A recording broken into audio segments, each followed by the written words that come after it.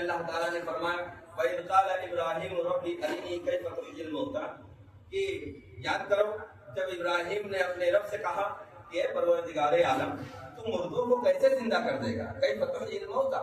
تو مرے ہوئے لوگوں کو کیسے زندہ کر دے گا؟ اللہ تعالیٰ نے فرمایا قَالَ وَلَمْ تُؤْمِنْ، اے ابراہیم کیا تمہیں یقین نہیں ہے؟ قَالَ بَلَىٰ، کہا کہ کیوں نہیں، یقین ہے، وَلَٰكِن لِيَطْمَئِنَّ قَلْبِي، لیکن میں اپنے دل کا اطمینان چاہتا ہوں، یعنی یہ بھی چاہتا ہوں، مجھے یقین تو حاصل ہے لیکن میں عین الیقین چاہتا ہوں، کیونکہ آپ نبی تھے اور نبی اللہ تعالیٰ کا پیغام بتاتا ہے۔ اب جب لوگوں کی ہدایت کے لیے آپ جاتے تو کوئی آپ سے پوچھ لیتا تمہارا رب تو یہ کہتا ہے کہ وہ مردوں کو زندہ کرے گا، تو کوئی مثال تو دو ہمیں کہ کیسے زندہ کرے گا، مرے ہوئے کو کیسے زندہ کیا جائے گا۔ تو حضرت ابراہیم کا منشا یہی تھا کہ مجھے عین الیقین حاصل ہو جائے، ساتھ میں اگر کوئی کبھی اعتراض کر بیٹھے تو میں اس کو جواب بھی دے سکوں کہ میں خود دیکھ چکا ہوں کہ اللہ مردوں کو کیسے زندہ کرتا ہے۔ وَلَٰكِن لِيَطْمَئِنَّ قَلْبِي، اللہ تعالیٰ نے فرمایا اچھا قَالَ فَخُذْ أَرْبَعَةً مِّنَ الطَّيْرِ، ایسا کرو ابراہیم تم 4 پرندے پکڑو۔ کتنے؟ 4 پرندے پکڑو۔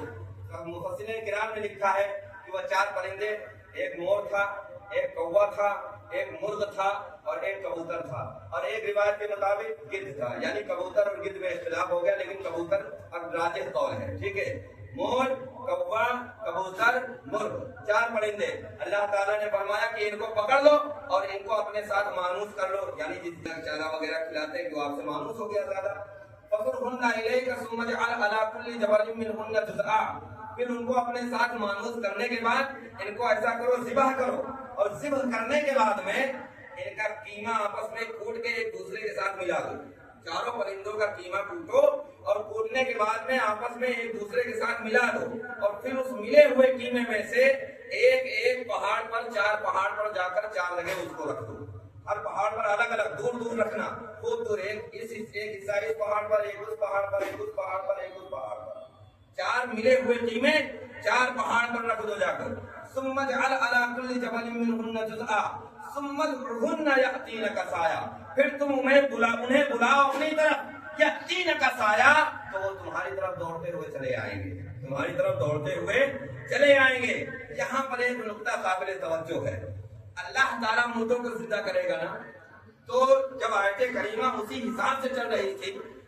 کہ کیف تحیی الموتیٰ، پروردگار عالم تو مردوں کو زندہ کیسے کرے گا، تو اسی اعتبار سے اللہ تعالیٰ فرما دیتا کہ پھر تم جاؤ ان کو وہاں رکھ دو، میں کہوں گا ان سے کہ تم دوڑ کر زندہ ہو کر ابراہیم کے پاس چلے جاؤ، یعنی اللہ خود فرماتا کہ میں ان کو حکم دوں گا وہ زندہ ہو کر تمہارے پاس آ جائیں گے، لیکن اللہ اپنے نبی سے کہلوا رہا کہ تم خود بلاؤ۔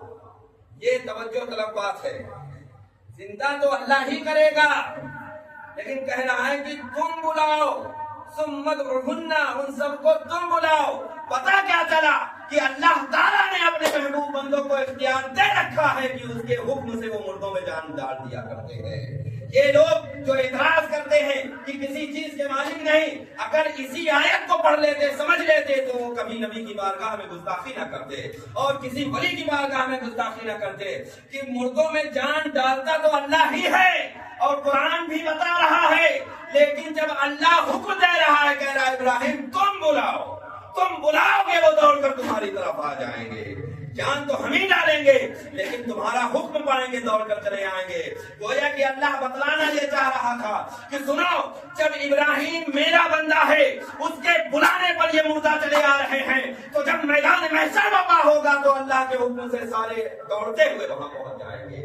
یہ بتانا چاہ رہا تھا۔ اور پھر حضرت ابراہیم نے اپنی آنکھوں سے دیکھا کہ وہ پرندوں کا قیمہ اڑا اور جس کا جو پرندے کا تھا اسی میں ملا، اور سب زندہ ہو کر ابراہیم علیہ السلام کے طلب میں آ گئے اور چھپ کے سلامی دینے لگے۔